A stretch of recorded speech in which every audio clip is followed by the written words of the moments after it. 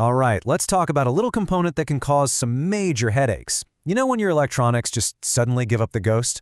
A lot of the time, the silent culprit is this thing right here, the bridge rectifier. And by the end of this, you are going to know exactly how to test one, no sweat. So let's dive right in. We've all been there, right? One second your TV is working just fine, maybe your phone charger, your favorite amp, and the next it's just dead. It's so frustrating. But more often than you'd think, the answer is hiding inside on the circuit board, a small four-legged component that's failed. So here's the game plan. First up, we're going to quickly cover what a bridge rectifier actually is. Then we'll get into the 5 classic symptoms that scream, "I'm broken." After that, it's time to get our hands dirty with a super simple 3-step test. And to wrap it all up, we'll go over some pro tips and a final checklist to make sure it all sticks. Look, before you can fix something, you gotta understand what it does, right? So let's break down what this little guy's job is inside all your gear. Okay, in a nutshell, a bridge rectifier is basically a power translator. It takes the wild alternating current, that's the AC power, swinging back and forth from your wall outlet, and it tames it, turning it into the smooth, one-way direct current, or DC, that pretty much all of our sensitive electronics need to survive. It's a hugely important job. And this really puts its role into perspective. I mean, think about it. Your phone charger, the little driver for your LED lights, your TV, your stereo, if it plugs into a wall, you can bet a bridge rectifier is the very first component that power sees. It's the gatekeeper. And you're going to see these in a few different shapes and sizes. The PBL and GBL types, those are the workhorses you'll find in everyday stuff like adapters and TVs. Then you have the beefier 2 kBp models for things that need more juice, like heavy-duty power supplies. And hey, sometimes it's not even a single package, but just 4 separate diodes working together as a team. Okay, so we know what it does, but how do you know when it's gone bad? Well, thankfully, there are a few telltale signs that basically point a big flashing arrow right at a faulty rectifier. These are the big 5. You might get absolutely no DC voltage out of it at all. Or maybe you get voltage, but the second you try to use the device, it just sags. The most obvious one, of course, is the device just won't turn on. And yeah, if you see physical damage like it's cracked or looks burnt, that's a dead giveaway. But that last one, that's a really interesting clue. You know that frustrating situation where you replace a blown fuse, plug it in, and pop, it blows again instantly? There is a very, very good chance your bridge rectifier has shorted out.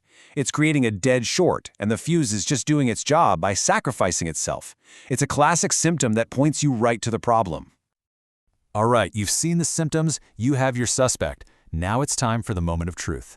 This incredibly simple 3-step process is going to tell you, for sure, if your rectifier is good to go or if it's toast. And here is the absolute most important part. A healthy bridge rectifier has to pass all 3 of these tests. If it fails even one of them, just one, it's bad. It needs to be replaced. There's no middle ground here. The only tool you're going to need for this whole thing is your trusty multimeter. Just turn that dial to the diode setting. You're looking for that little symbol that looks like an arrow hitting a wall. This mode lets us check the one-way street nature of the diodes inside. Okay, test 1. This checks the main output path. Take your black probe, put it on the positive terminal. Then take your red probe and put it on the negative.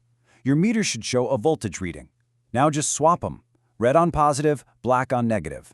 This time you should get nothing, an open line. Perfect. That means current can get out, but not back in. That's a pass. On to test 2. We're checking the path to the negative output, so keep that red probe planted on the negative terminal. Now, take your black probe and touch it to one of the AC terminals. You should get a reading. Now touch it to the other AC terminal. You should get a reading there too. Great. Now reverse it. Black probe on negative and touch the red probe to each AC terminal. This time, nothing. You should get no reading at all. That's test 2 in the bag. And last one, test 3. This is just the mirror image of what we just did. Put your black probe on the positive terminal. Now touch the red probe to each of the AC pins. You should get a reading from both. Now for the final check, reverse the probes, red on positive, and touch the black to each AC pin. You should see an open line for both. And if it passed all 3 of those tests, congratulations, your bridge rectifier is perfectly healthy. So now you have the core skill. But hold on, before you start poking around, let's go over a few really important tips and a quick checklist. This will make sure you're testing safely and getting accurate results every single time, just like a pro.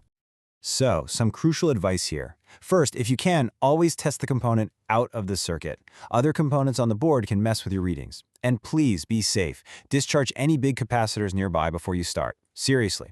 Also, if the thing is obviously cracked or burnt, don't waste your time testing. Just replace it. And remember, always use diode mode, not resistance mode. It's just not accurate for this kind of thing.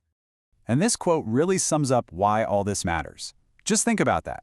One single failed diode inside that little plastic package can turn an entire, complicated, expensive circuit board into a paperweight. It's a tiny part with a massive amount of power.